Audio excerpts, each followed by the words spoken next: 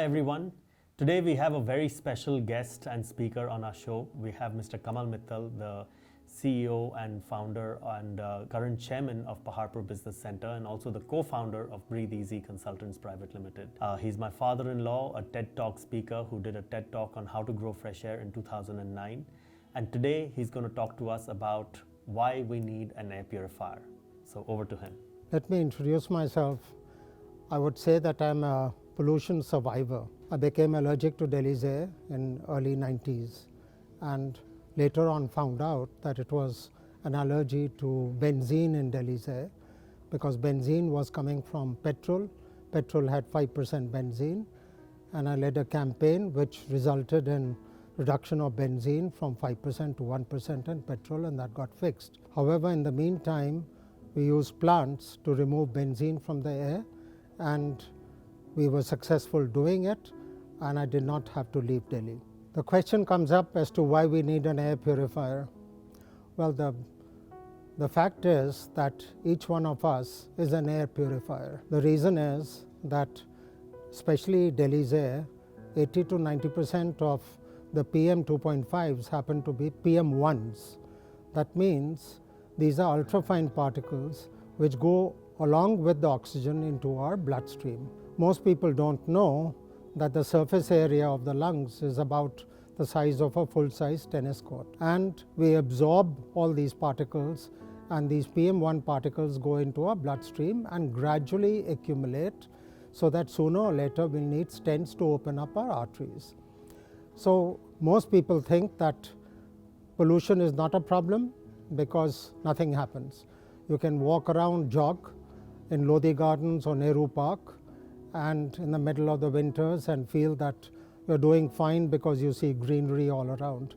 But the fact is that that is not true.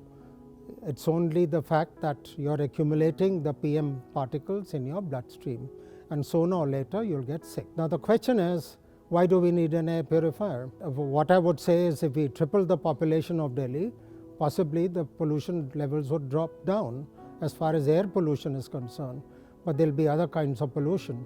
So that is not what is a suggestion, but it is something for us to think about. So an air purifier also helps us in reducing the pollution, being another lung. So it's an artificial lung which removes these particles, PM1s and PM 2.5s, and helps us. So it's like having a fellow human being. Without being a human, you have a machine which is also reducing pollution. You could have another fellow person sitting in the room also reducing pollution the similar way as the machine would, but the machine is more effective. However, everybody cannot afford an air purifier, and I think we need to find solutions with air purifiers or without air purifiers to the extent that we can afford the solution which we can afford. The best solution is that PM 2.5s and PM1s are not the only pollutant, because PM 2.5s and PM1s are pollutant for health. That means we'll get sick sooner or later. However, CO2 is also a pollutant for the human brain, and this has been determined by Harvard University and also seconded by Lawrence Berkeley National Lab, University of California. Harvard University has done a study to showcase that if the CO2 levels were under 600 ppm and the volatile chemicals like formaldehyde, benzene, trichloroethylene were under 50 microgram per meter cube, your cognitive abilities can go up by as much as 299%.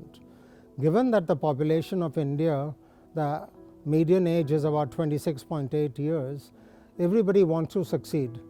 And once you wish to succeed, the only way is to maximize your cognitive abilities, whether it is at school, whether it is at work, or even if you are 80 plus, I think the question is you will reduce the chances of getting Alzheimer.